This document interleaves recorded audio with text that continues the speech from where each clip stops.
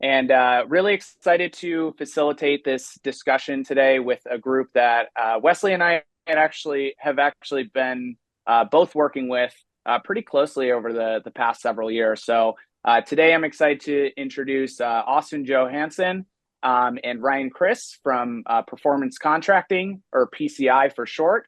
And just a little background on PCI before I let them introduce themselves. So PCI is one of the nation's leading specialty contractors. They provide a wide range of services from drywall, framing, and insulation to exteriors, glazing, and curtain wall.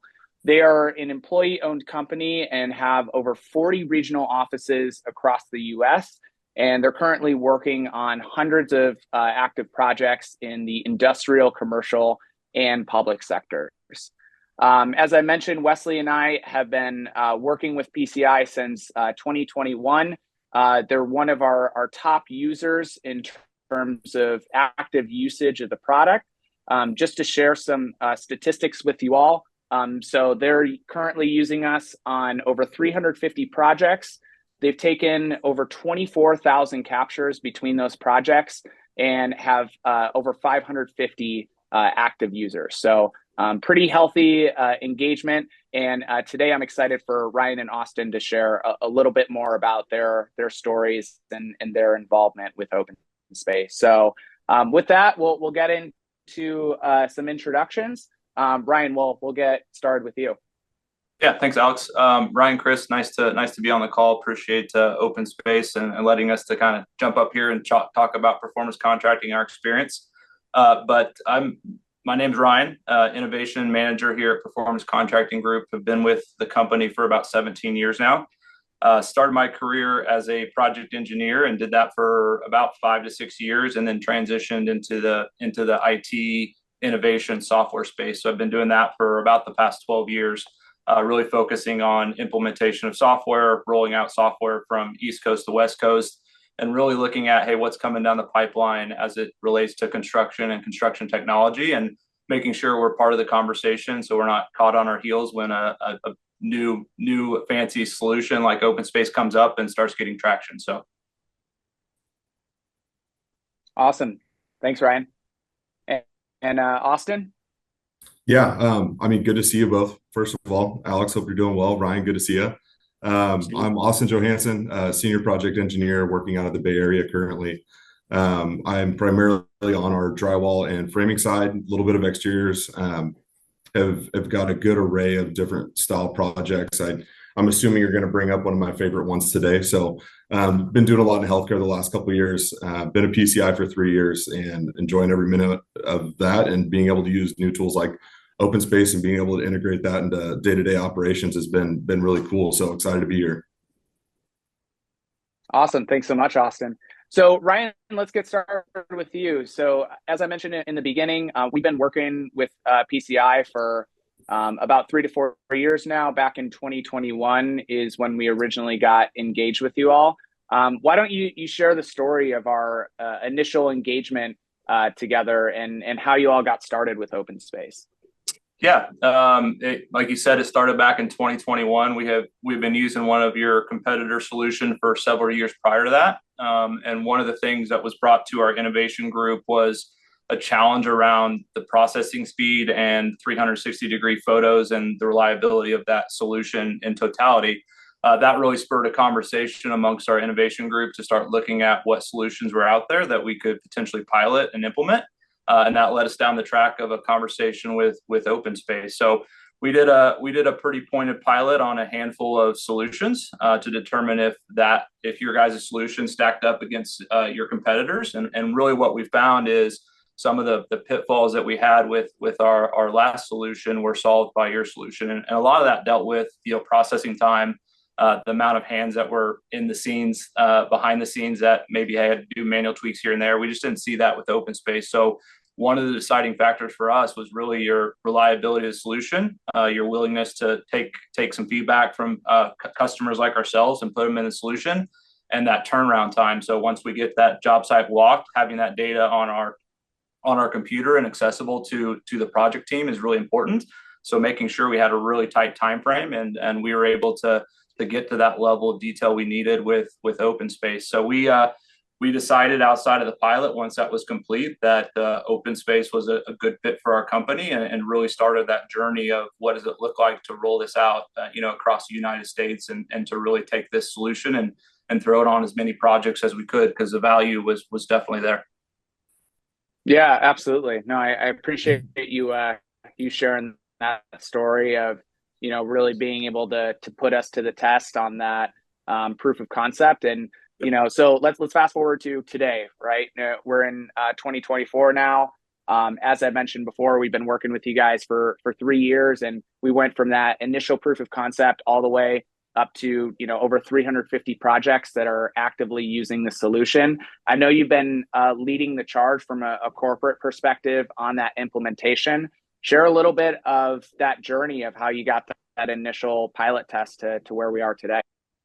Yeah, it really was just a crawl, walk, run method. And really, you guys were a fairly new company back in 2021, and we were just new to the space. So I think we had a lot to learn from each other from a process perspective. But we really wanted to start out small, and we started out with a comfortable size of revenue to push through the solution. And the combination between us with onboarding and you guys with training in that aspect went really well. So Wesley was a great partner in that engagement, and it really made that transition from, hey, I got a job that I want to use OpenSpace on, to actually using OpenSpace was really small. So we did some unique stuff there between OpenSpace and PCI to do pre-recorded training sessions, just to make sure that the project teams had all the information they need to be successful. If you've been in the business of implementing software as long as I have, you've had some nightmare stories to run through. And in all transparency, OpenSpace wasn't that, thankfully. And that's part of the reason why some of those numbers that you shared at the beginning are so high, is because the ability for us to get OpenSpace on a project quickly and efficiently and get people trained up on it, that's a relatively low effort. And I think that has a lot to do with the overall success we've had. And really, we have had a true grassroots growth of this solution. And you don't really see that quick a growth in a lot of software solutions. And that really justifies the value add of OpenSpace and really the ease of use, which I'm sure Austin's going to talk about a little bit. So some of those pieces have made my job really easy, to be completely transparent, because if the solution's good and it's easy to understand and it's easy to execute upon and it provides value, the rest kind of takes care of itself. And this is a prime example of that situation. Yeah, absolutely. Well, Austin, let's turn things over to you. So I know you're more boots on the ground, working on some healthcare projects, like you mentioned, out in the Bay Area. So tell us a little bit about your first initial impression when OpenSpace was introduced to you, and what you were doing previously to document and how. Yeah, so there's other softwares that Ryan was talking about that we've used in the past, and I think one of the things that was really cool about introducing OpenSpace to us as an operations team was it's extremely intuitive. So other options are a little bit scattered in how you track. It's I would say a full-on process for trying to get recordings of certain spaces, and you don't always get the clear imagery. And I think one of the cool things about OpenSpace is that when you start walking, it's like somebody's day one could be doing this and documenting in the field. So you're able to navigate, almost a 1 foot, 2 feet at a time to get the perfect angles. And, in drywall and metal stud framing, it's sometimes having those different angles actually play a really big role in what you're looking at when you're not necessarily in the field. So being able to very quickly integrate into the project, OpenSpace as a tool was more helpful than I think I realized at the time. And I mean, I'm sure we'll continue talking about it, but it's been extremely helpful basically every day for us since it was introduced a couple of years ago to me. Yeah, and I know that, Austin, you had a pretty unique story and challenge of what happened to you on this project. So would you mind sharing a little bit about your experience with that?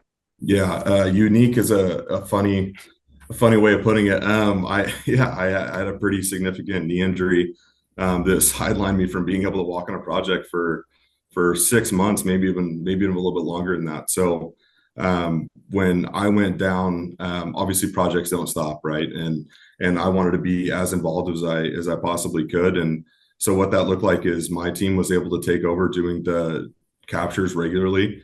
It kept me involved in, going through the RFI processes, making sure that, document control was being taken care of from a field perspective, and really feeling like I was still active when I wasn't able to be on site. And that was, really was a great tool to make me feel like I was still a part of that project, even when I physically couldn't be there.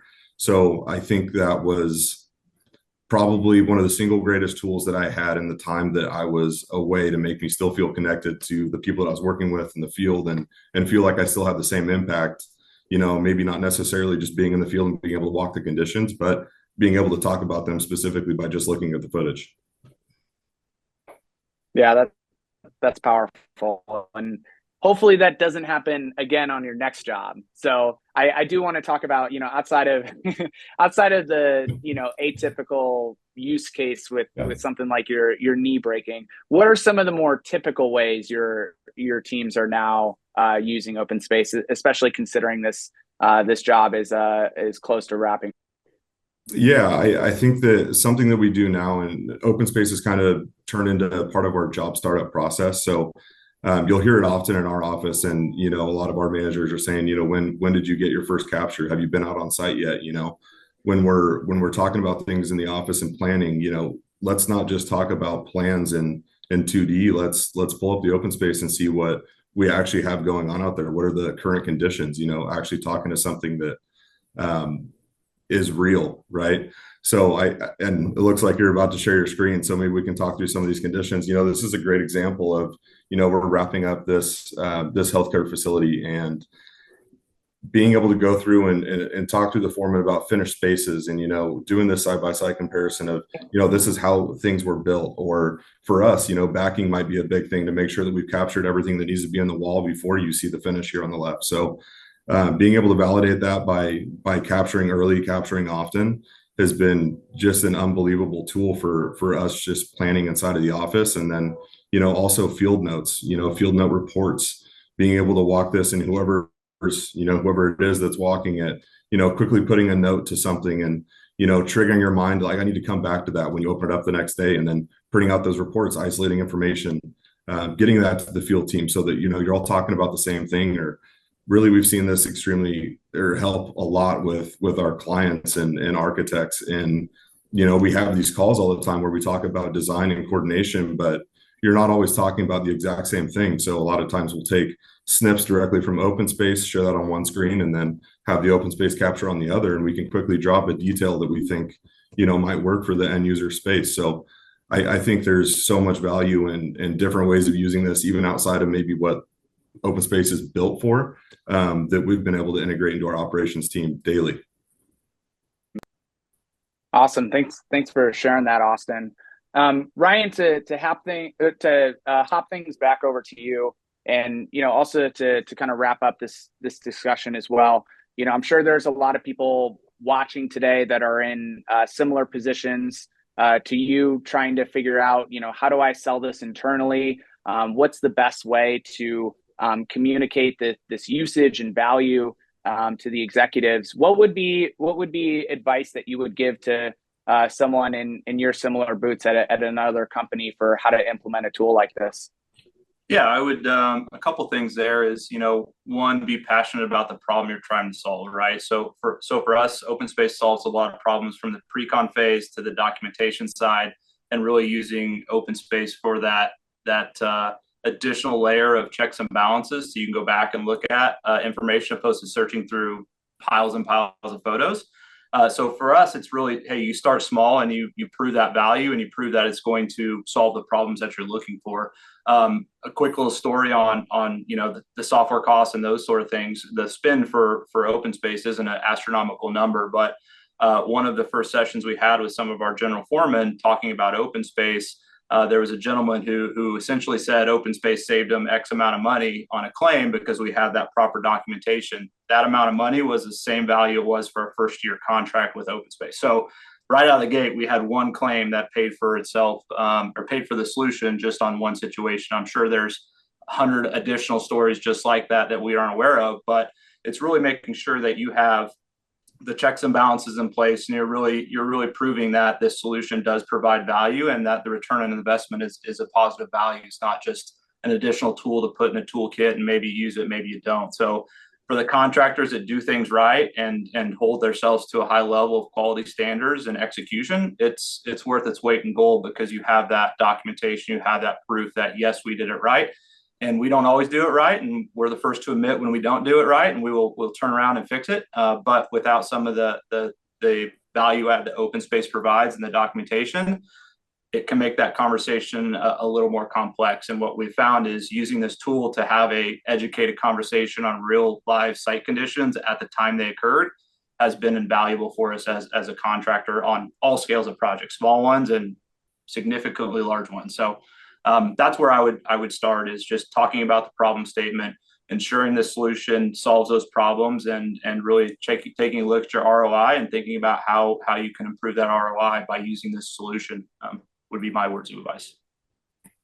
Yeah, I appreciate you sharing that, Ryan. And Austin, from your perspective as someone out in the field, what words of advice would you give someone in your shoes when you get a new tool, whether it's OpenSpace or just any sort of new process to implement, of the best way to handle that from a cultural change perspective? Yeah, I think I said it earlier, but something that I say all the time is capture early, capture often, right? So the more you're able to do that on site, the more you're able to hopefully correct conditions like Ryan's talking about. And even to kind of piggyback off of that a little bit, it's, a lot of times in construction and operations, you might be having a not necessarily heated conversation, but there's an argument brewing, right? And you're not even talking about the same thing. So I think what OpenSpace allows is to very quickly just isolate what the facts are and then come to a solution, right? Because at the end of the day, that's what we want to do. So you don't want to stay down, arguing about something. I can just pull it up. We can have the conversation. If it's something, that we need to fix, like, let's take care of it. If there's something else we need to come up with a solution for, that's what OpenSpace allows us to do, is to kind of cut through a lot of those potential negative conversations and just start isolating solutions. So it's been such a great tool for us. I can't explain enough. Awesome. Well, I appreciate both of your guys' time. And, again, we've loved working with you guys the past few years. You've been really helpful with us, just, driving us forward in terms of innovation. Both of you sharing your perspective on this. And if anyone watching wants to continue the conversation and reach out to Ryan or Austin and ask them direct questions about their experience, please reach out to us. We're happy to connect you all. But with that, Wesley, I'll hand things off to you. Thanks for watching, everyone. Thanks, Alex. Thanks, Alex.